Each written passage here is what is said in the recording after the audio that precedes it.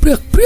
Suara genderang bergema sesaat ketika di dalam rumah berbilik bambu itu sedang terjadi keributan. Keributan tersebut terjadi saat seorang perempuan muda kerasukan, di mana kekasihnya mengamuk sambil bertingkah seperti hendak memukul gadis itu. "Keluar kau setan, jangan ganggu pacarku. Aku ajar kau kalau tidak juga keluar," teriak pemuda tersebut sambil hendak melayangkan tinjunya ke pacarnya yang sedang kerasukan itu. Hei, hentikan itu, Kolik. Kau justru malah akan menyakiti Rena. Jangan pernah berpikir kau bisa mengusir setan dengan cara seperti itu.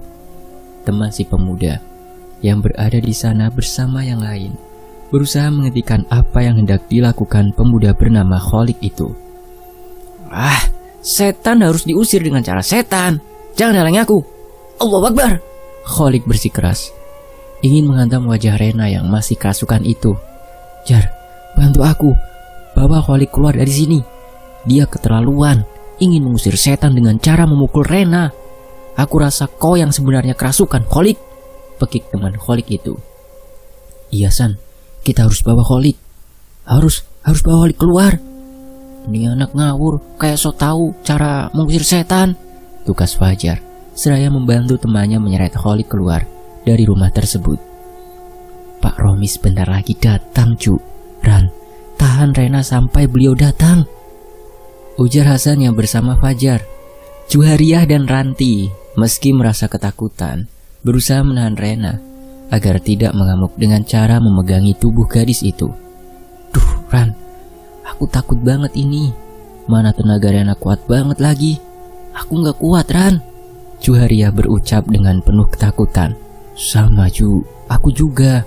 Udah gak kuat pegangin ini anak. Mana tanganku sakit lagi. Wah, mana tangan Rena licin," tukas Ranti yang sedang memegangi kedua tangan Rena dari belakang. Rena terdengar menggeram dengan gigi-giginya menggeretak, pertanda tingkat kerasukannya sudah hampir klimaks. "Aing Nyai Yaro, aing datang ke dia. Aing rek ngabajaan dia. Curik, aduh gelajar, sakedeng deui datang."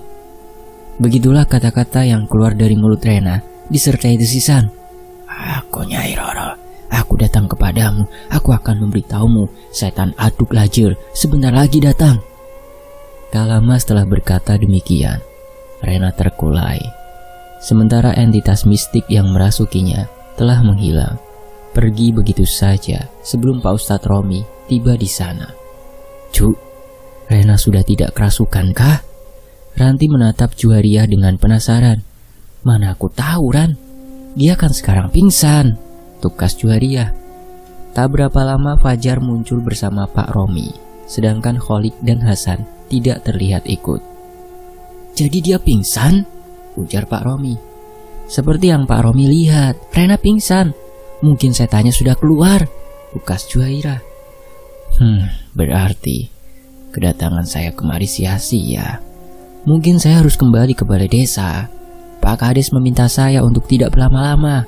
Assalamualaikum, permisi," tukas Pak Romi kemudian berbalik hendak pergi. "Waalaikumsalam. Pak Ustadz, tunggu dulu. Periksa Mbak Rena dulu. Kali saja setannya sedang ikut pingsan," ucap Juhariah seraya malah menahan pergi kepergian Pak Romi. Pak Romi menoleh ke arah Juhariah. Ia menggeleng seraya berdecak merasa agak kesal. "Saya bukan paranormal, Non. Saya hanya guru ngaji. Itu juga karena saya dipaksa kakak saya. Lagi pula, di kampung ini belum ada guru ngaji lagi," tukas Pak Romi. "Jangan curhat, Pak. Periksa teman saya. Kok malah curhat?" Juhariah berkata dengan kata-kata seolah ingin memancing emosi Pak Romi. "Cu, sopanlah sedikit. Jangan sampai kau yang nanti kerasukan," tegur Fajar sambil menatap jengkel ke arah Juhariah. Pak Romi kemudian memeriksa Rena yang masih tidak sadarkan diri. Selanjutnya, ia melihat ke arah Ranti. Dia mengatakan apa sewaktu sedang kerasukan? Dia berbicara dalam bahasa entahlah, saya tidak tahu, Pak. Tapi dia menyebut-nyebut aduk lajer. Setahu saya, aduk lajer ini semacam kondisi seseorang yang sedang menangis, meratap, sambil meronta-ronta begitu. Mungkin itu bahasa Sunda, ucap Ranti seperti ragu-ragu. Oh begitu ya, gumam Pak Romi sambil mengerutkan kening. Saya akan menanyakan hal ini kepada kakak saya.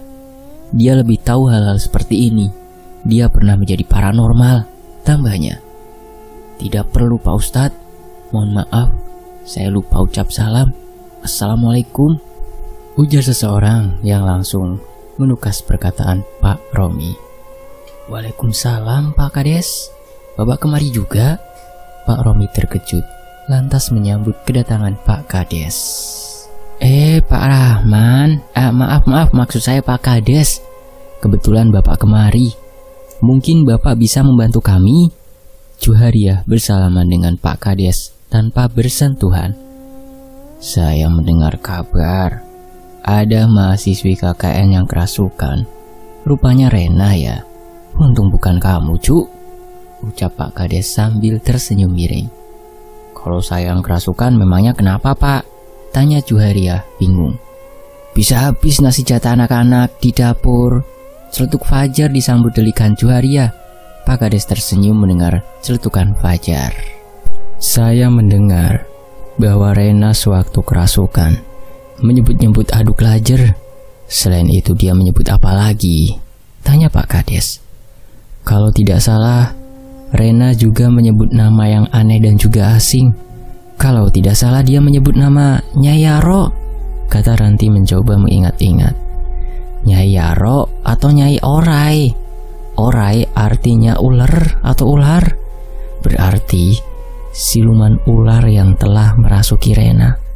Tapi tujuannya apa ya? Kata Pak Kades tengah bergumam. Ya jangan tanya saya, Pak. Saya bukan setan yang merasuki Rena, celetuk Juhariah sambil memasang tampang ngeselin. Terus kamu setan yang mana dong? Pak Romi bertanya dengan nada kesal. Sepertinya setan yang merasuki Rena ingin memberitahu kita soal akan datangnya seekor setan bernama Aduk Lajer, tutur Ranti kemudian.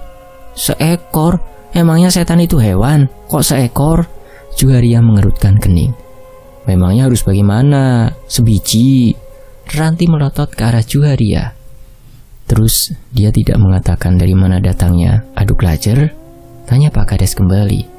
Ranti menggelengkan kepalanya.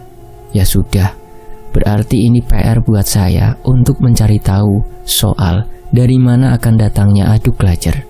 Pastinya Mbak Rahayu bisa membantu untuk hal seperti ini, ucap Pak Kades seraya undur diri. Beberapa lama kemudian di dalam rumah tersebut setelah Rena siuman. Jadi kamu tidak melihat apapun? Tanya Kholik yang tampak merasa penasaran pasca kekasihnya itu sadar dari kerasukannya. Tidak mas, aku tidak melihat apa-apa. Tahu-tahu aku bangun, kalian sudah berkumpul begini di sini, tukas Rena. Kamu tidak melihat setannya, Ren? Tanya Ranti sambil menatap ngeri ke arah Rena. Memangnya setan bisa dilihat apa? Kamu ada-ada aja sih, Ran, serga Rena gusar. Lalu kenapa kamu bisa kesurupan, Ren? Tanya Fajar. Karena pikiran kosong itu, jadi setan udah merasukimu, Ren. Ditambah lagi, kamu semalam itu tidak tidur. Kamu begadang karena mainin game zombie itu. Apa tuh namanya? Game zombie kok udah seperti The Sims aja sih, kata Juhariah mengkritik Rena. Iya, aku emang begadang. Aku juga main game sampai subuh. Habisnya aku gak bisa tidur semalam itu, tukas Rena. Nah itu dia, kebiasaan buruk kamu, Beb. Main game terus. Bagaimana mau produktif kalau waktunya dihabiskan buat main game, kata Kholik turut menyerang Rena. Beb, matamu. Beli rokok saja uangnya dari orang tua elu. Juhariah merasa muak mendengar kata yang diucapkan Kholik barusan. Rena menatap gusar ke arah Kholik. Jadi kau gak suka aku main game? Baiklah, aku akan main cinta saja, biar kau rasain sesakit apa rasanya, ucapnya membuat semua orang terkejut. Bagus, aku setuju tuh, Ren, tukas Juhariah sembari tepuk tangan. Sementara itu di sebuah sekolahan, dua orang mahasiswa dan mahasiswi yang sedang melakukan proker di sana terlihat sedang berbincang-bincang serius. Kamu serius, Rena, kerasukan? Tanya si mahasiswi dengan raut wajah tegang. Dia bilang ya begitu, Din, tukas si mahasiswa. Kok bisa? Ucap si mahasiswi. Ya bisalah, Apalagi semalam si Rena kan gak tidur sampai pagi gara-gara main game. Mabar katanya, ada kelas-kelas begitulah.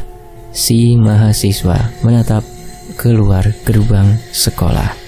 Terlihat olehnya seorang nenek berkebaya serba jingga.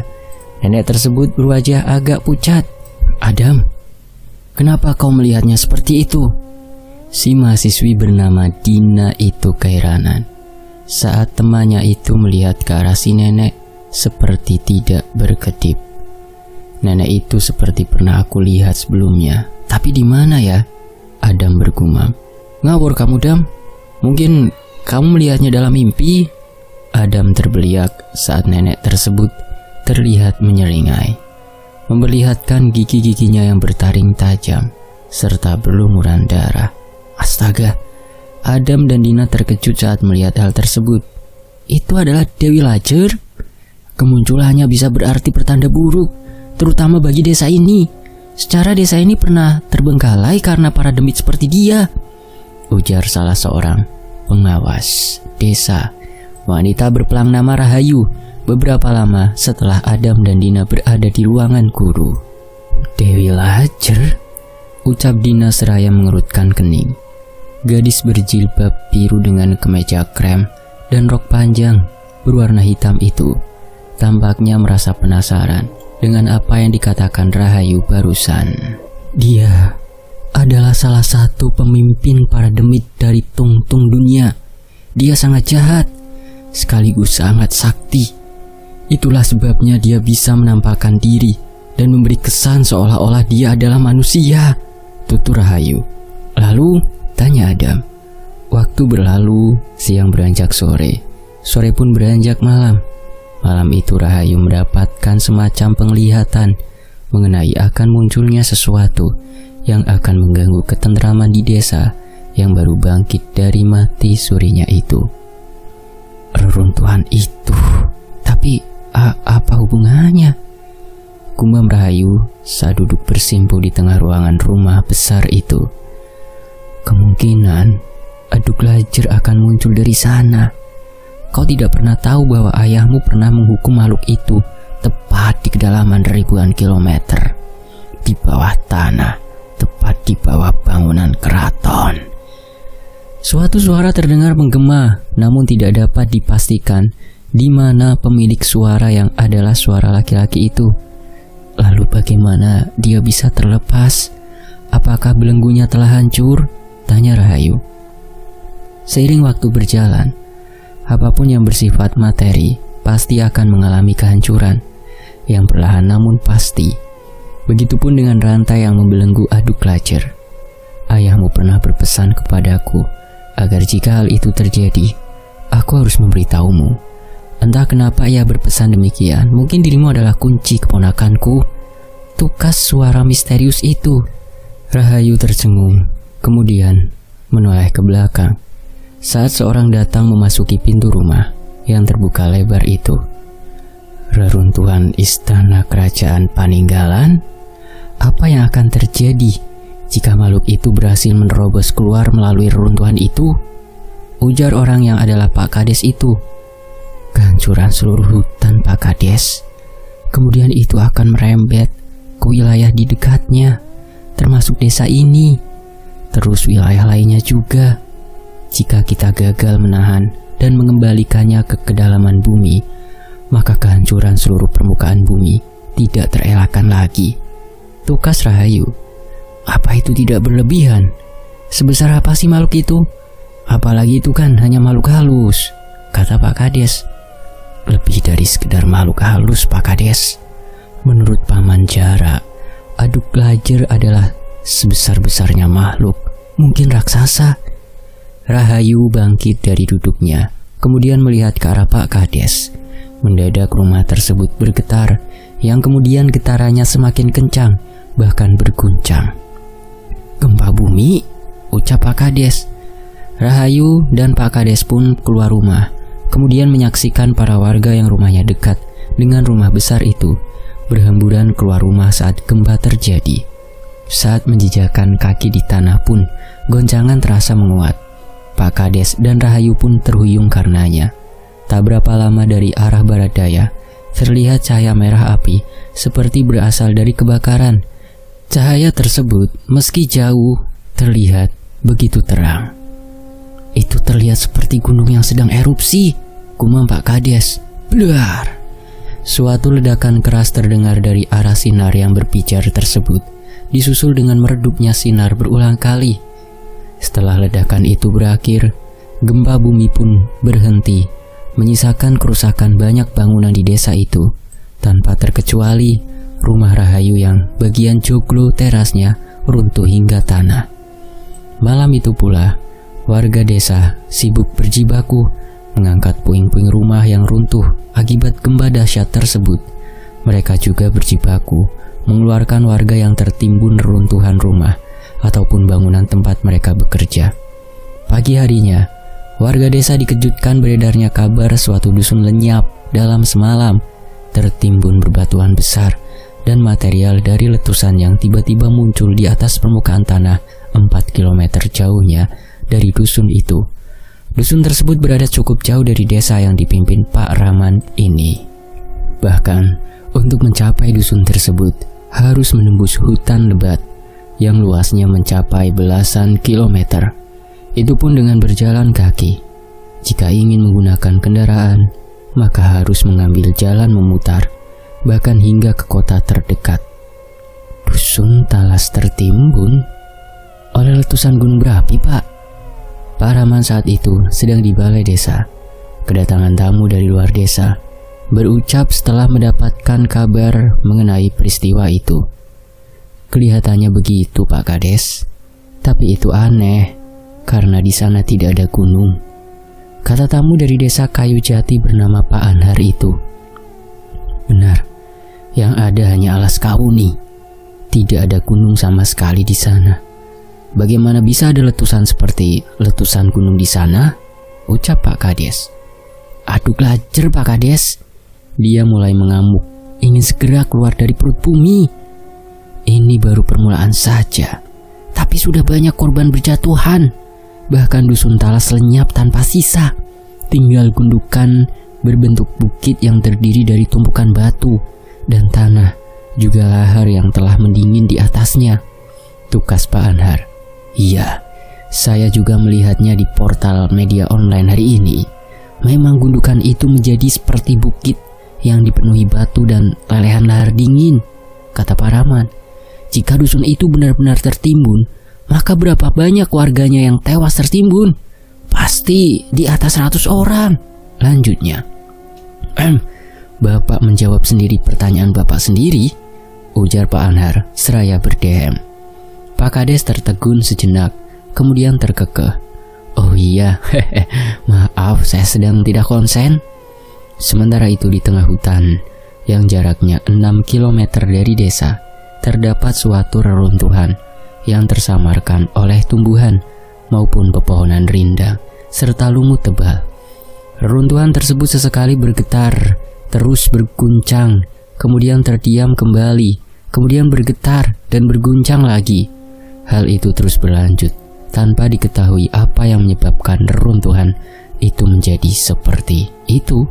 Terkadang terlihat asap putih mengepul dari sela-sela reruntuhan tersebut. Apapun itu penyebabnya masih belum diketahui, hingga kemudian suatu tangan manusia berjari lentik menyembul keluar dari sela-sela reruntuhan yang di atasnya terdapat sebatang pohon yang luluh lantak bagian atasnya, namun memiliki tunas dan dedaunan yang cukup subur. Tangan tersebut semakin menjulur keluar, kemudian menggapai-gapai dengan susah payah. Tampaknya siapapun pemilik tangan itu ingin ada seseorang yang membantunya mengeluarkannya dari dalam sana. Tangan itu terus menggapai-gapai hingga kemudian beberapa bagian bongkah reruntuhan terguling, kemudian menggelinding ke arah area yang sepertinya dulunya adalah sebuah kolam besar. Tak lama kemudian, dari bekas reruntuhan itu berguling muncul kepala berambut panjang, terurai dan menutupi sebagian wajahnya. Sosok yang adalah perempuan itu terdengar tengah-engah saat ia sedang berusaha mengangkat tubuhnya ke permukaan tanah. Perempuan itu pun akhirnya berhasil naik ke permukaan. Terlihatlah jika perempuan tersebut tidak mengenakan selembar pun benang. Perempuan telanjang itu tampak mengedarkan pandangannya dengan penuh kebingungan. Ini, gumamnya pendek. Perempuan tersebut kira-kira berumur hampir 30 tahunan. Ia pun memiliki paras yang cantik. Itu terlihat setelah ia menyingkapkan rambut yang menutupi wajahnya. Celaka, aku telanjang. Jangan sampai ada orang kemari dan melihatku. Tapi bagaimana cara aku mendapatkan pakaian? Di sini kan hutan lebat. Siapa yang bisa aku pintain tolong? Ucap gadis itu dengan cemas. Gadis itu kemudian melirik ke arah sesosok arca yang terguling di samping bekas kolam. Dulunya itu manusia. Bagaimana mungkin ya? Gumamnya seraya menghampiri arca itu. Gadis itu kemudian memungut sesuatu yang tertindih arca tersebut. Sesuatu tersebut adalah satu set kebaya berwarna kuning keemasan. Sementara itu, di seberang jauh dari runtuhan, tepatnya di area yang dipenuhi timbunan bebatuan, tanah, dan material lainnya, puluhan bahkan ratusan orang terlihat mengerumuni area tersebut, seraya membawa peralatan untuk menggali. Di antara mereka terdapat beberapa orang, baik laki-laki dan perempuan, sedang menangis meratap dan sedang ditenangkan oleh yang lainnya. Musibah ini sangat tiba-tiba. Kita semua kehilangan saudara, teman, handai tolan di dusun ini. Mereka hilang terkubur material letusan misterius, mirip letusan gunung berapi yang datang dari arah tenggara hutan. Sekarang yang bisa kita lakukan hanya berusaha menggali gundukan material berat ini, ujar seorang pria berpeci serta berseragam PNS. Pak Camat, gundukan ini sudah seperti bukit saja. Artinya kita tidak akan bisa menemukan dusun dengan cepat. Ditambah lagi tidak adanya alat berat di sini, ucap salah seorang petugas. Pak Camat terlihat termenung kemudian menukas. Dusun Talas memang susah diakses. Jalur menuju kemari terlalu sulit untuk dilewati truk pengangkut berbadan besar. Jalannya sangat sempit dan terjal, sangat beresiko jika memaksakan membawa alat berat kemari. Pak, kalau tidak salah, Pak Wali Kota Warung Kiara akan berkunjung kemari, ujar petugas lain yang baru saja tiba di hadapan Pak Camat. Apa? Kamu serius? Roman wajah Pak Camat mendadak berubah menjadi seperti sedang ketakutan. Benar Pak, saya tadi mendengar barusan dari siaran radio. Celaka, malapetaka apa lagi yang akan menimpa tempat ini? Sudah cukup warga dusun Talas yang menjadi korban. Jangan sampai ada lagi, keluhnya. Malam itu di rumah yang menjadi tempat tinggal para mahasiswi yang mengadakan KKN di desanya Pak Raman, suasana sepi begitu rasa. Apalagi ketika di rumah tersebut hanya ada Juhariah dan Rena, sedangkan sisanya sedang di balai desa untuk merembukan hal seputar kegiatan para peserta KKN. Beginilah nasib perempuan yang pintar masak. Bukannya diajak rapat ke balai desa, malah ditinggal supaya masakin makanan yang mereka suka. Duh, mana kehabisan bawang lagi, ujar Juhariah yang sedang sibuk di depan kompor. Sedangkan Rena yang sedang mencuci terdengar terkekeh. Pintar masak. Biasanya aku juga yang dapat pujiannya. Coba setiap Dina makan, pasti aku yang dapat pujiannya, ucap Rena disambut gedoran kecil Juhariah ke atas meja kompor. Wajar, kamu kan adiknya Bang Radit. Taulah Dina, kan naksir sama abangmu, tukas Juhariah. Ah, iri bilang bos, saud Rena seraya mengangkat sayuran yang telah ia cuci itu. Aku gak gila pujian, tapi seenggaknya aku senang melihat mereka menyukai masakanku, kata Juhariah disambut kekehan Rena. Ren, apa rapatnya cuma sampai jam segini? Katanya lagi. Enggak lah Ju, rapat pastinya sekarang belum selesai. Apalagi yang dibahasnya kan banyak. Tidak mungkin akan selesai secepat itu, tukas Rena sambil melihat ke arah Juhariah dengan penasaran. Memangnya kenapa Ju? Itu Kholik apa bukannya? Yang barusan nyenggol jendela di samping kompor, Ren, kata Juhariah seraya menatap ke arah tirai penutup jendela yang ia maksud. Kok kayak ada bau aneh Ju? Kamu masak pakai kayu manis apa kayu cendana? Kok baunya kayak begini? Ucap Rena heran, seraya mendekati masakannya Juharia. Bukan dari masakanku, Ren, ucap Juharia tercekat dengan pandangan kedua matanya tidak lepas dari jendela dengan tirai yang agak menerawang itu. Juju. Rena terkejut saat melihat Juharia berdiri mematung dengan kedua matanya membulat hampir sempurna saat melihat ke arah tirai transparan tersebut. Penasaran, Rena pun menghampiri jendela tersebut, menyibak tirainya. Wow, seraut wajah berkulit pucat, bak wajah mayat dengan kedua matanya yang melotot dan berpupil kecil dengan mulut menyeringai, terpampang jelas di luar jendela. Sosok berwajah menyeramkan itu mengenakan gaun putih berumbai-rumbai, terlihat lelehan seperti keringat membasahi wajah sosok tersebut. Juharia dan Rena menjerit histeris, kemudian menghambur ke arah ruang tengah. Namun sial, sosok tersebut telah berada di sana, sedang menyeringai sambil merentangkan kedua tangannya yang panjang dan berjari-jari kurus tinggal tulang. Juharia dan Rena hanya bisa kembali ke dapur sambil menjerit-jerit ketakutan. Mereka berusaha untuk keluar dari rumah melalui pintu dapur, namun urung dilakukan saat sosok tersebut telah menghadang pintu. Akhirnya yang bisa mereka berdua lakukan hanya menjerit-jerit ketakutan, seraya berpindah-pindah tempat, berharap sosok itu tidak lagi mengikuti. Sialnya, sosok tersebut selalu muncul di tempat di mana Juharia dan Rena menuju ke sana. Hal tersebut terus berlangsung hingga suara mereka berdua hampir habis karena berteriak-teriak. Siapapun yang mendengar kami, tolong! Teriak Rena dengan ketakutan. Tok tok tok tok tok. Terdengar suara seseorang mengetuk pintu dengan tergesa-gesa. Buka pintunya. Apa yang sebenarnya terjadi? Seru seseorang yang adalah seorang perempuan dari arah pintu depan. Ada itu, dia mengikuti kami terus. Kamu siapa? Dina, Ranti, Maya? Tukas Juharia seraya menatap ngeri ke arah sosok yang berdiri menghalangi pintu. Aku bukan mereka. Aku hanya kebetulan lewat. Sebaiknya kalian tetap tenang. Aku akan masuk. Kebetulan kalian belum mengunci pintunya. Tukas perempuan yang sedang berada di luar itu seraya membuka pintu.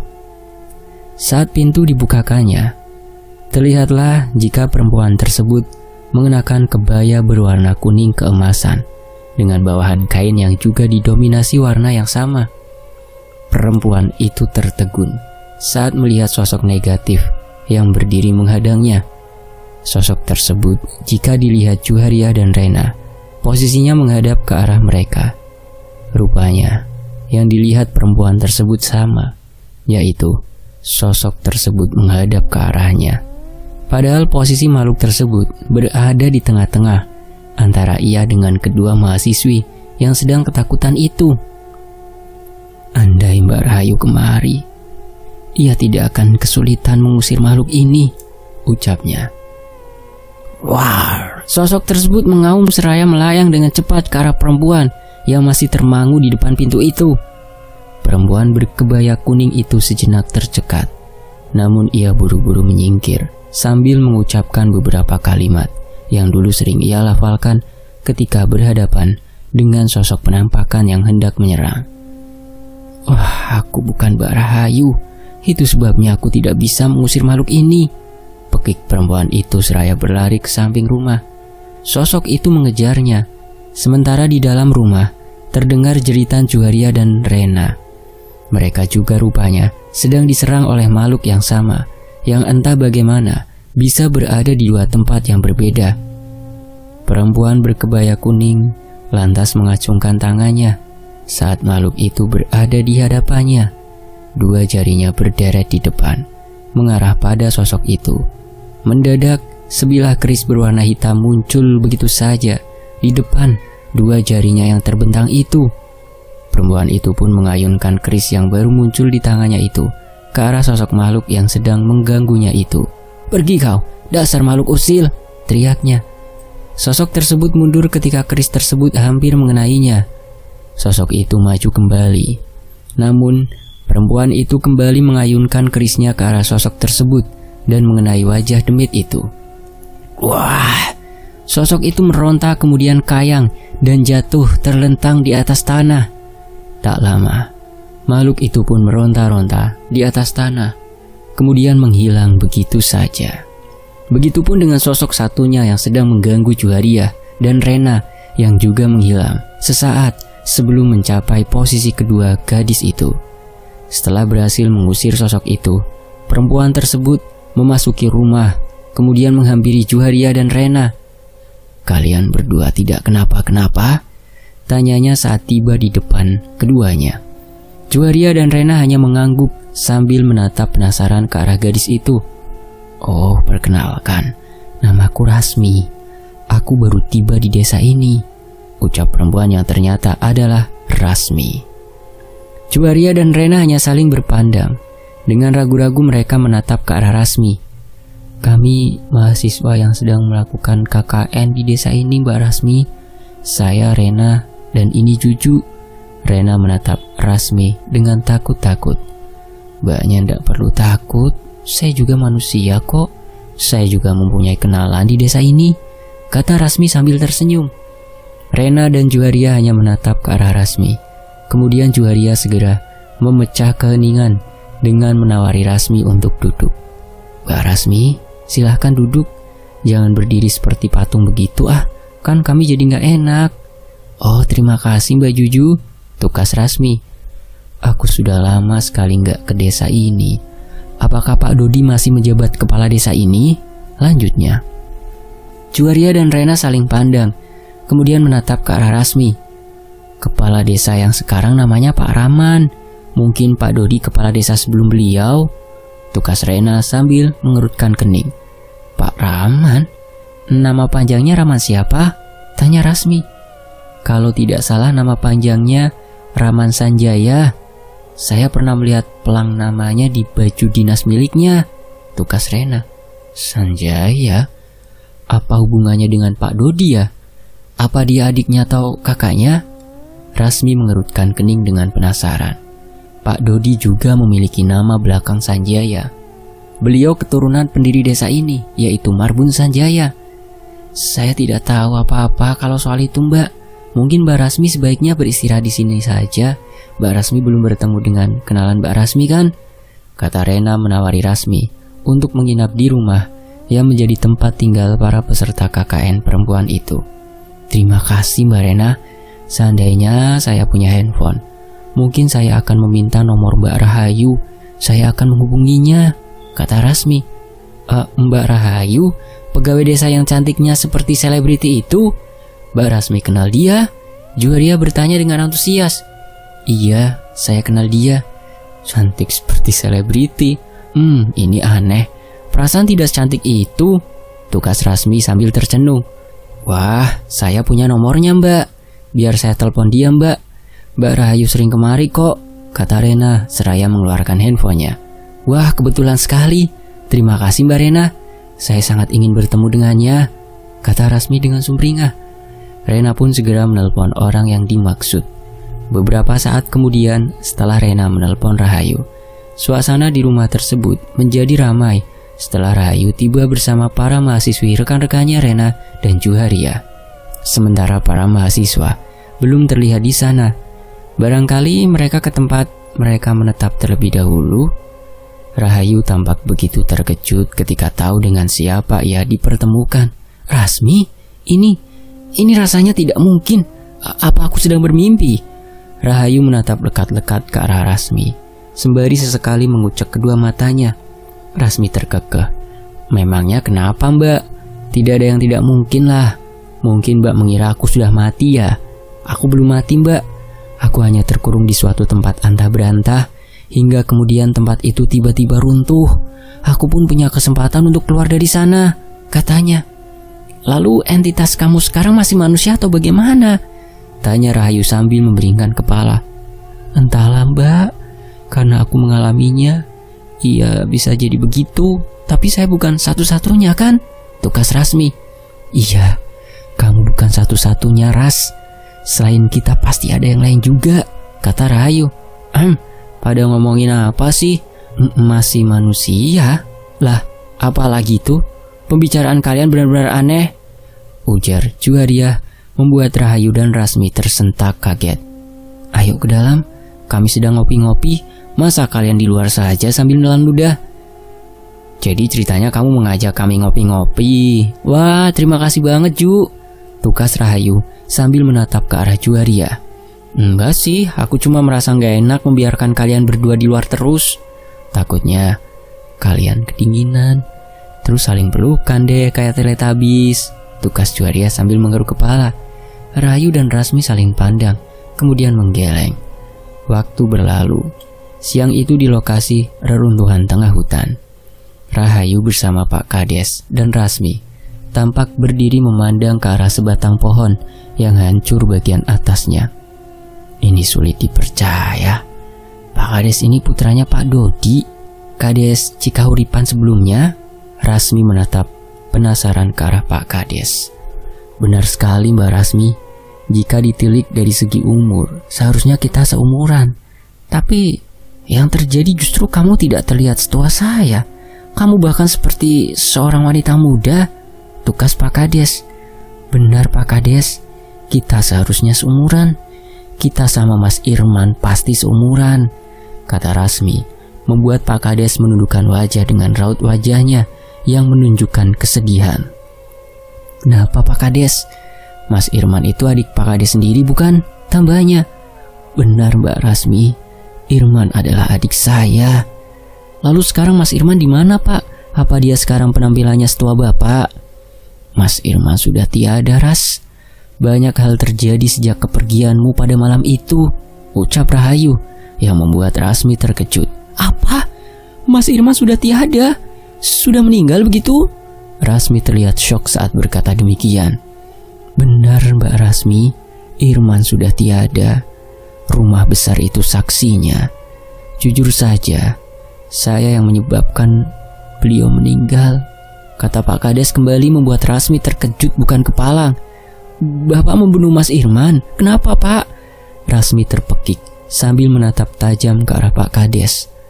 Pak Kades menghela nafas, kemudian menceritakan peristiwa saat ia kehilangan adiknya untuk selamanya. Bagaimana ia membunuh adik satu-satunya itu.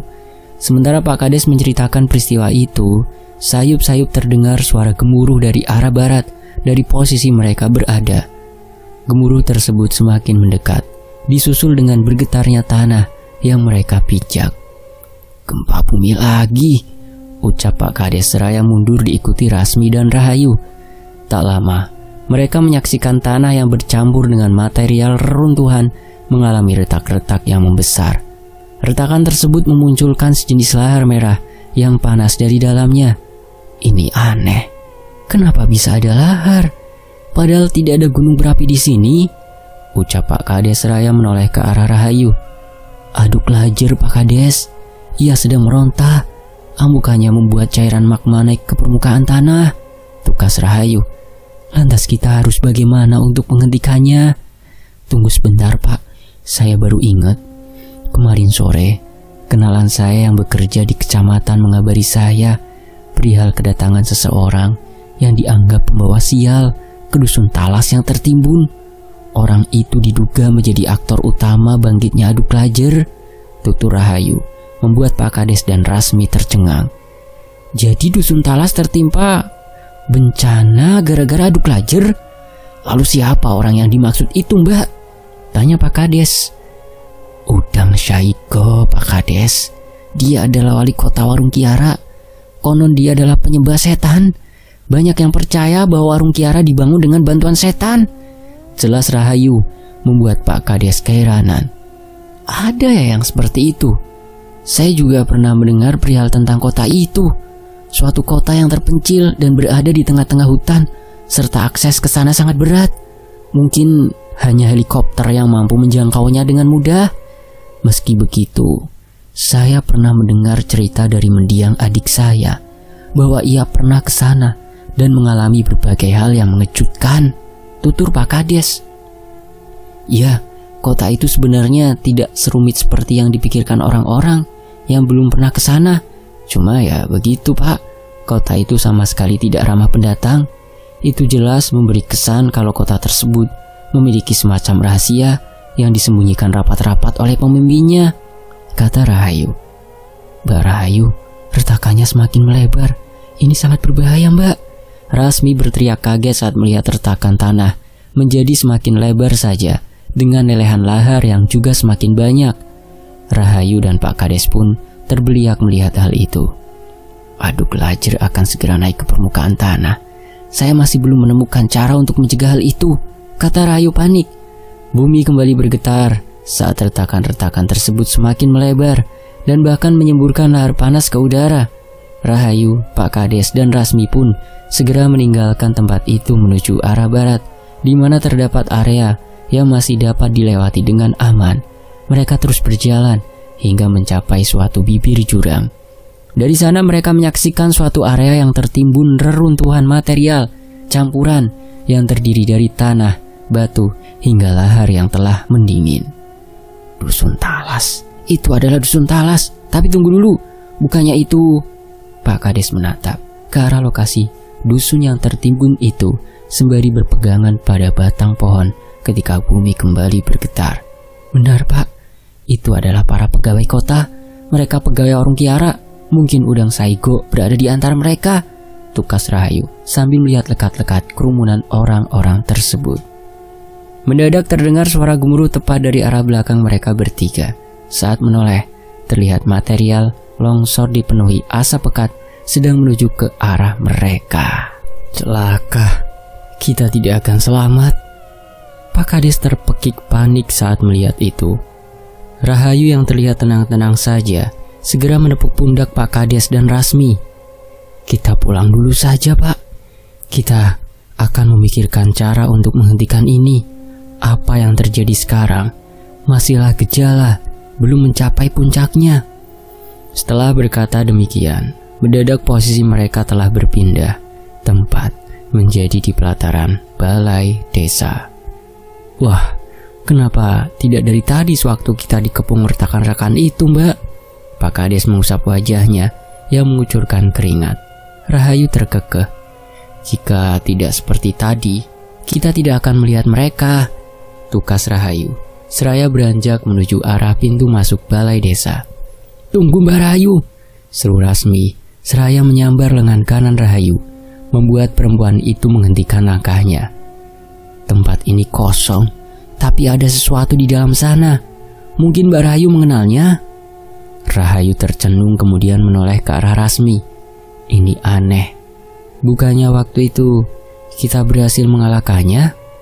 Tapi tidak aneh sih. Iblis memang tidak akan mati sampai kiamat.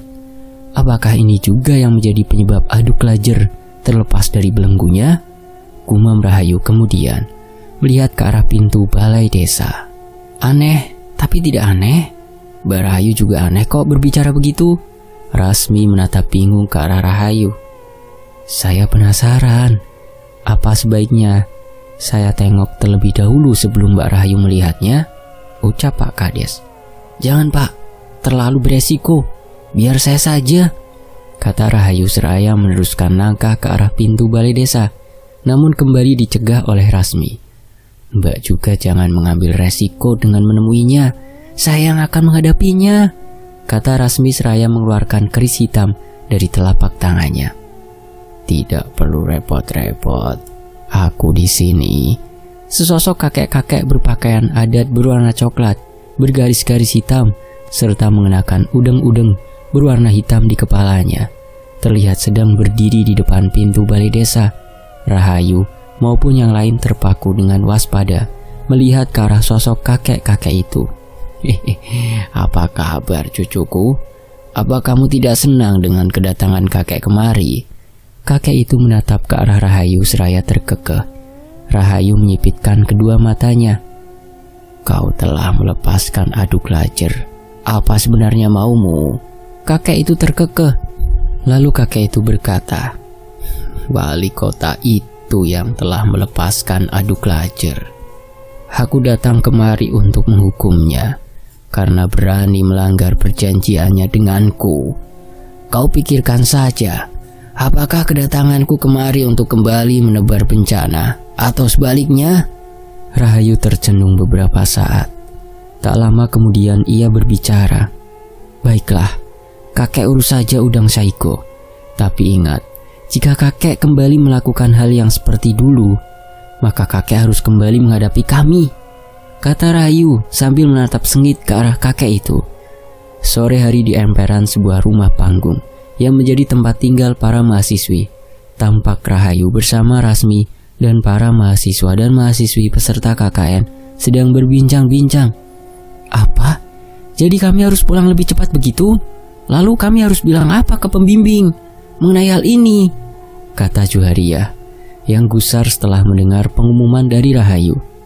Kami sebagai pemuka desa meminta maaf atas hal ini. Karena hal ini, KKN kalian menjadi terganggu. Kalian kan sudah melihat dan merasakan bagaimana gempa itu mengguncang desa ini, tutur Rahayu. Gara-gara kejadian itu, KKN kalian di desa ini tidak dapat dilanjutkan. Itu seharusnya bukan masalah, karena keselamatan kalian jauh lebih penting. Soal KKN, kalian masih bisa melakukannya di lain waktu dan tempat yang berbeda, lanjutnya. Gara-gara Udang semegol kan, Mbak? Manusia satu itu memang harus dicebulin ke dalam kawah Gunung Merapi, kata Juharia. Rahayu tersenyum pahit. Semoga saja masalah ini segera berlalu. Sudah cukup desa ini mengalami gonjang-ganjing. Jangan sampai terjadi hal seperti itu dulu, tukasnya. Malam itu tidak jauh dari timbunan material yang membentuk bukit dengan ketinggian hingga 50 meter. Di salah satu sudut badan jalan terparkir beberapa buah mobil dan motor dengan para pemiliknya yang sedang berkumpul mengelilingi seorang laki-laki berpakaian necis.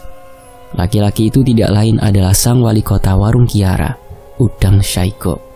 Ia tampaknya sedang merembukan sesuatu dengan para bawahannya setelah sebelumnya memeriksa dusun Talas yang kini terkubur jauh di bawah timbunan material letusan gunung berapi. Ini bukanlah tujuan saya mengubur dusun. Mengubur dusun dengan penghuninya yang masih ada di sana sama sekali bukan keinginan saya. Apalagi dusun ini masih termasuk ke dalam wilayah kota Warung Kiara. Yang saya inginkan sebetulnya adalah membuka perbatasan gaib yang selama ini menghalangi wilayah kita dari dunia luar. Tapi apa yang terjadi tidak sesuai dengan rencana saya. Alih-alih membuka perbatasan gaib, justru saya telah melanggar perjanjian dengan Kirawuk. Saya dengan tidak sengaja telah melepaskan Aduk Lajer dari kurungannya di dasar bumi. Jelas lepasnya Aduk Lajer akan membuat wilayah ini dan sekitarnya akan mengalami kehancuran total. Bahkan akan mengalami hal yang tidak terbayangkan, yaitu menjadi gurun pasir. Panjang lebar Udang Saiko berbicara seraya mengedarkan pandangannya.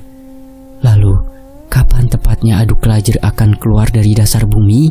Tanya seorang bapak-bapak yang mengenakan safari serta berkopiah berwarna biru. Saya tidak tahu, tapi Aduk Lajer belum bisa sepenuhnya keluar dari dasar bumi karena ada sesuatu yang menghalanginya. Meski itu tidak akan bertahan lama, apapun itu akan memberi sedikit bagi saya untuk memperbaiki kesalahan ini. Saya pikir Kirawuk akan segera datang kemari. Mungkin dia ingin menghukum saya karena telah menyebabkan kekacauan ini, tukas Udang. Bukannya Kirawuk sudah mati, Pak? Bahkan ia sudah mati dari beberapa abad yang lalu, kata bapak-bapak itu lagi. Pak Adim ini berbicara apa sih?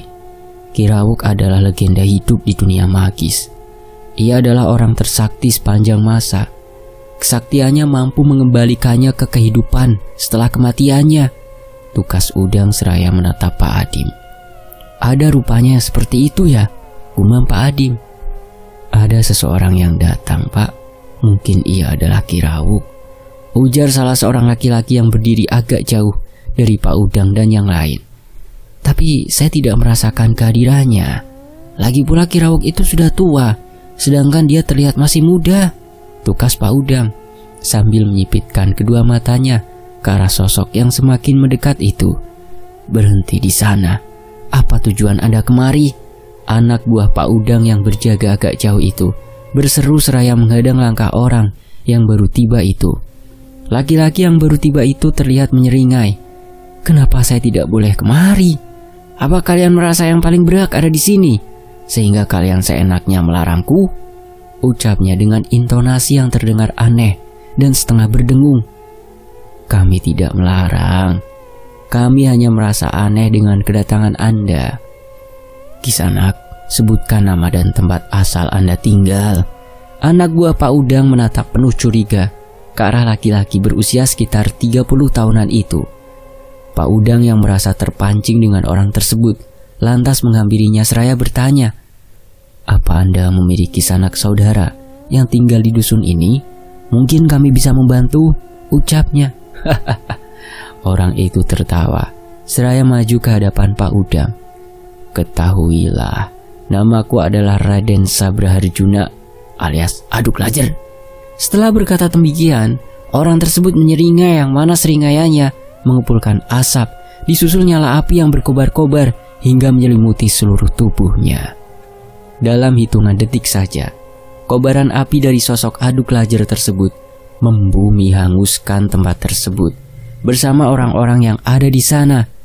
Dalam sekejap, tempat tersebut telah ludes dalam balutan api.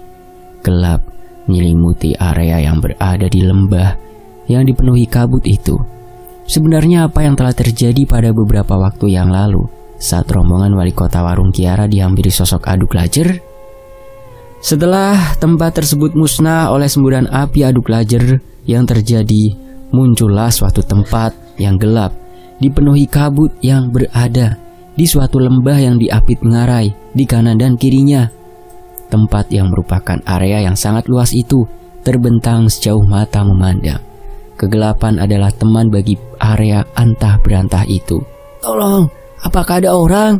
terdengar suara perempuan berteriak panik dari salah satu sudut area berkabut itu. Tak lama, siluet perempuan yang baru berteriak itu muncul di antara kabut yang menyelimuti.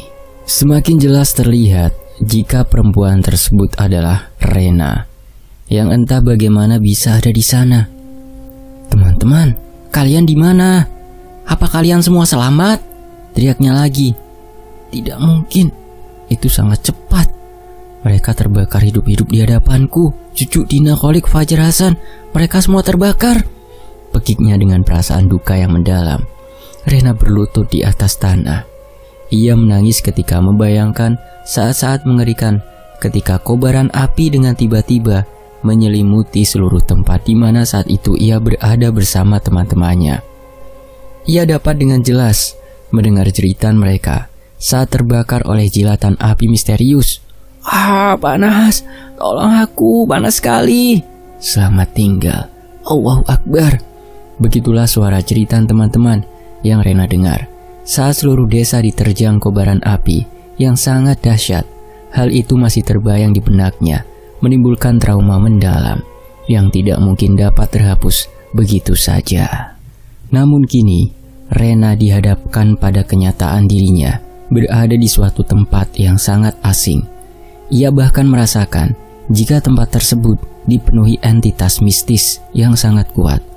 Berulang kali ia melihat sosok-sosok berseliweran yang kemudian menghilang. Ia juga sempat melihat adegan teman-temannya yang sedang terbakar. Penampakan itu berkali-kali muncul, membuat traumanya semakin parah saja. Rena hanya bisa menangis sambil bersimpuh di atas tanah atau apapun itu yang ia pijak. Yang jelas ia merasakan banyak sekali serpihan kasar seperti potongan tulang di atas area itu. Namun ia tidak dapat memastikannya karena gelapnya tempat tersebut. Sayup-sayup terdengar suara seorang perempuan yang sepertinya adalah seorang ibu-ibu. "Rena, anakku, kemarilah. Ibu sudah lama menunggumu. Sekian tahun ibu menunggu. Akhirnya kamu datang, anakku." Rena selingukan, kemudian bangkit dari bersimpuhnya. "Ibu," ia bergumam. "Ibu di mana? Rena takut, Bu." Ia berteriak seraya berusaha mencari di mana asal suara tersebut. "Kemarilah anakku, ibu di sini, Nak." Suara menyahut, namun Rena mendengar seolah-olah suara tersebut berasal dari semua arah. Otomatis ia pun dibuat bingung karenanya. "Ibu sebenarnya ada di mana? Kenapa suara ibu terdengar banyak?" teriak Rena. Suara itu tidak menyahut, sunyi, sepi. Tiada sesuatu pun yang berbunyi. "Ibu, kenapa tidak menjawab? Rena takut, Bu. Rena pengen pulang." "Diam kau, Dungu." Mendadak suara tersebut menjadi sangat dekat, disusul dengan penampakan sosok perempuan berpakaian compang-camping, berambut panjang acak-acakan, dan lagi ia berwajah dipenuhi darah serta membusuk dan dipenuhi belatung. "Ah!" Rena menjerit histeris kemudian berlari menjauh. Namun sosok demit itu mengejarnya, kemudian menyambar punggung bajunya dan menyeretnya.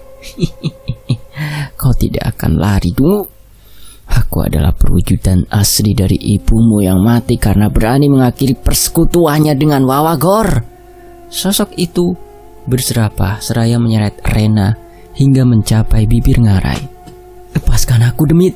Jangan kau berani menjelek-jelekan ibuku. Ibuku tidak sehina seperti yang kau katakan." Rena berontak, kemudian menyambar sepotong tulang yang teronggok di tanah, kemudian memukulkannya ke arah sosok demit itu. "Wah, kurang ajar, anak Dungu." Demit itu melepaskan cengkramannya saat tulang yang dipukulkan Rena mencapai wajahnya. Tanpa membuang-buang waktu, Rena berlari menjauh, namun tanpa ia sadari, ia malah terjun ke dalam ngarai. "Ah!" Jeritan melengking Rena terdengar keras hingga memantul di dinding ngarai. Tubuh gadis tersebut terhempas dengan kecepatan tinggi, kemudian mendarat dalam posisi terlungkup di atas bongkah batu besar. Tubuhnya tidak bergerak, serta lelehan darah mengalir di permukaan batu tersebut. Rena telah mati, tapi ia bukan sedang berada di alam nyata. Jadi apapun yang terjadi di hadapannya hanya bersifat sementara, termasuk kematiannya akibat terhempas dari atas ngarai. Hal itu terlihat saat ia bergerak berusaha bangun. Seluruh tubuhnya tampak dipenuhi lelehan darahnya. Pakaiannya yang awalnya berwarna biru muda menjadi merah karena darahnya sendiri. Rena terkejut saat menyadari dirinya tidak mati setelah terjatuh dari atas ngarai. Ia tampak bergidik saat melihat lelehan darah di sekujur tubuhnya. "Darah? Aku tidak mati padahal aku baru saja jatuh dari atas sana. Ini aneh," gumamnya seraya celingukan. Sayup-sayup terdengar suara deru hembusan angin yang semakin lama semakin terdengar jelas. Rena pun merasakan hembusan angin tersebut mengarah kepadanya. Saat angin menerpa dirinya, sayup-sayup ia seperti mendengar suara bisikan seseorang. Suara seorang perempuan yang ia kenal. "Rena, dunia manusia telah musnah, tapi ada satu hal yang dapat menafikannya. Kamu bergegaslah dahulu. Carilah suatu tempat yang dipenuhi cahaya. Datangilah cahaya itu. Teruslah melangkah ke arah cahaya hingga kau berhasil keluar dari tempat ini. Aku bersama paman sedang berusaha mencari cara untuk mengembalikan keadaan ini. Pergilah Rena, temukan cahaya itu dan berjuanglah." Rena tertegun setelah mendengar kata-kata dari suara itu. "Mbak Rahayu, kamu di mana? Apakah kamu selamat?" teriak Rena sambil celingukan. Tidak ada jawaban. Sunyi, sepi. Hanya suara deru angin menerpa dinding ngarai yang terdengar. Rena pun teringat pada kata-kata Rahayu barusan bahwa ia harus menemukan suatu tempat yang dipenuhi cahaya. Ia harus menemukannya dan menerobosnya agar bisa kembali ke dunia nyata. Namun yang menjadi pertanyaan di benaknya, apakah hanya ia satu-satunya yang selamat atau masih ada yang lainnya? Lama Rena tercenung hingga merasakan batu yang ia pijak bergetar dan seolah hendak melayang. Ia pun segera melompat turun dari bongkah batu tersebut, selanjutnya ke arah batu yang mendadak bergerak itu. Batu tersebut mendadak berubah menjadi sesosok makhluk batu atau biasa disebut golem. Sosok itu melihat ke arah Rena dengan ganas. Golem tersebut mendadak menyerang Rena dengan tangannya yang besar hingga gadis itu melayang, kemudian terhempas menghantam dinding ngarai. "Ah!" Rena menjerit kemudian memuntahkan darah dari mulutnya. Tubuhnya kemudian menggelosor ke bawah. Selanjutnya ia bersimpuh di sana, sedangkan golem tersebut dengan larinya yang berat menuju ke arah Rena. Rena hanya bisa membelalak melihat ke arah sosok raksasa batu yang mengerikan itu. Dikuat-kuatkannya dirinya, kemudian ia bangkit lalu berlari menjauh dan golem itu mengejarnya. Rena berlari pontang-panting, namun kemudian ia terantuk batu hingga terjatuh. Golem itu pun berhasil menyusulnya. Tampaknya Rena akan kembali mendapatkan serangan dari sosok bertenaga besar itu. Dengan memberanikan diri, Rena membalikkan badan menghadap ke arah kedatangan golem. Ia kemudian berkata lantang, "Jika kau hidup karena darahku, seharusnya kau tidak menyerangku. Kau seharusnya patuh kepadaku. Berhentilah menyakitiku." Golem tersebut yang awalnya sedang bersiap hendak menyerang Rena, mendadak tertegun setelah Rena berteriak demikian. Mendadak golem tersebut berlutut di hadapan Rena. Ia kemudian menunjuk-nunjuk ke arah punggungnya. Rena mengerti dengan maksud makhluk batu itu. Ia pun segera bangkit dan bergerak menuju punggung makhluk itu dan menaikinya. Setelah berada di punggung golem, makhluk itu kemudian berlari menembus kabut di hadapannya. Suara langkahnya yang berat bergema sepanjang jalur yang diapit ngarai tersebut. Tak lama mereka berdua tiba di ujung jalur yang rupanya buntu karena terhadang jurang yang sangat dalam. Saking dalamnya, dasar jurang itu tidak terlihat. Ditambah lagi kabut asap yang menutupi sebagian area tersebut. Rena selingukan, tidak terlihat adanya jalur yang bisa dilewati meski oleh golem sekalipun. Rena beberapa kali menuju ke arah tebing yang ia pikir dapat dilewati. Namun, golem meresponnya dengan menggeleng. Saat itu mendadak Rena melihat setitik cahaya nun jauh di seberang jurang tersebut.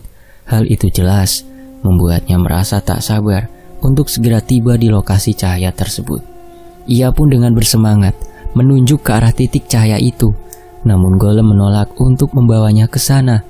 Hal yang logis yang membuat golem menolak permintaan Rena adalah keberadaan jurang yang dalam lagi lebar yang tidak mungkin dapat dilewati dengan berjalan. Opsi satu-satunya dan itu sangat mustahil ada untuk menuju titik cahaya tersebut adalah dengan terbang. Namun itu sangat tidak mungkin. "Ayolah, kamu bawa aku ke sana. Kamu kan bisa hidup karena darahku. Kau harus menurutiku. Ayolah." Rena berusaha memaksa golem untuk berjalan ke sana. Lagi-lagi ia menggeleng pertanda menolak permintaan Rena. Gadis itu pun hanya bisa melenguh kesal. "Kenapa sih harus sesulit ini? Tidak adakah jalan lain? Hei, apa kamu tidak bisa mencari jalan sendiri?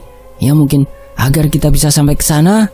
gerutu Rena seraya menatap ke depan. Setelah berkata demikian, mendadak golem bergerak kemudian berlari ke jalur semula. Ia berlari kencang, membuat Rena harus berpegangan dengan kuat pada tubuh golem. "Kamu mau membawa aku kemana? Kenapa malah kembali? Ayo kembali ke sana." "Cahaya itu tepat berada di sana," teriak Rena.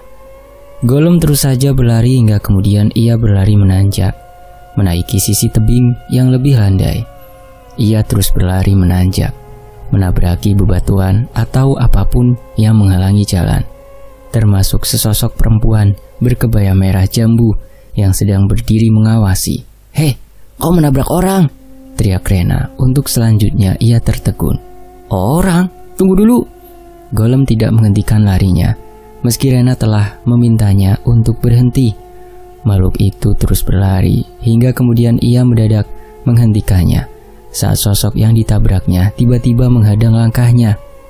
Sesosok gadis berkebaya merah jambu itu berparas cantik dan menawan. Ia tersenyum menatap ke arah Rena hingga membuat gadis itu mengira jika sosok itu adalah sosok yang baik. Namun tiba-tiba gadis itu berkelebat kencang ke arah golem dan merobohkannya hanya dengan sekali tepuk. Akibatnya Rena yang berada di punggung golem terlempar ke belakang. Rena pun terlempar dan jatuh ke dalam jurang. Namun golem berhasil menangkapnya dan membawanya ke atas tebing ngarai. Sosok gadis berkebaya merah jambu itu kembali muncul dan menyerang golem. Rena pun harus berpegangan kuat-kuat pada punggung golem agar tidak terjatuh kembali. Namun kali ini sosok gadis itu menyerang Rena dengan kibasan selendangnya yang mengeras menjadi seperti sebilah pedang. Akibatnya, Rena terjengkang ke belakang dengan dadanya terluka sayatan besar yang mengucurkan darah. Sementara golem berusaha melindungi Rena dengan menyerang balik gadis itu, namun nihil. Gadis tersebut rupanya lebih kuat. Bahkan golem yang begitu keras pun dibuat terdesak oleh gadis itu. Sementara Rena berhasil mempertahankan dirinya dengan menggantung di belakang golem. Ia pun terayun-ayun saat golem mendapat serangan gencar dari gadis itu. Di saat-saat terakhir, golem berusaha menyelamatkan Rena dengan melemparkannya jauh-jauh ke arah titik cahaya yang sebentar lagi dapat dicapai. "Golem!" teriak Rena saat sedang melayang melihat ke arah di mana golem jatuh, berhamburan menjadi butiran pasir. Sosok gadis itu terlihat mendelik saat melihat ke arah Rena yang posisinya semakin menjauh saja. Ia melompat terbang hendak menyusul Rena. Namun yang terjadi, Rena berhasil mencapai lokasi cahaya tersebut. Tubuhnya yang dipenuhi darah terhempas ke atas tanah di mana cahaya itu berada. "Hei, kamu tidak bisa begitu saja mencapai cahaya itu!" Gadis itu berteriak. Kemudian terbangnya tertahan saat Rena berhasil mencapai cahaya tersebut. "Sial, kalau begini, aku tidak bisa kembali ke dunia nyata. Cahaya itu sudah terlanjur dimasuki gadis itu. Padahal aku ingin sekali pulang." Ia merutuk kemudian turun ke arah lokasi cahaya yang kini telah meredup. Cahaya tersebut memang meredup sesaat setelah Rena berhasil mendarat di atasnya. Di sana hanya menyisakan hamparan debu yang sedikit demi sedikit berterbangan. Sosok gadis itu termangu di sana. Kemudian ia melangkah gontai meninggalkan tempat itu. Sementara Rena yang telah berhasil mencapai cahaya tersebut mendadak terbangun di suatu tempat yang sangat kering dan meranggas dengan sinar matahari yang panas menyengat. Pohon-pohon mati yang sebagian di antaranya telah menjadi arang hitam itu berdiri di tengah-tengah dataran kering dengan tanahnya yang retak-retak. "Ini, tempat ini adalah desa yang itu kini telah musnah," Rena bergumam dan bersambung.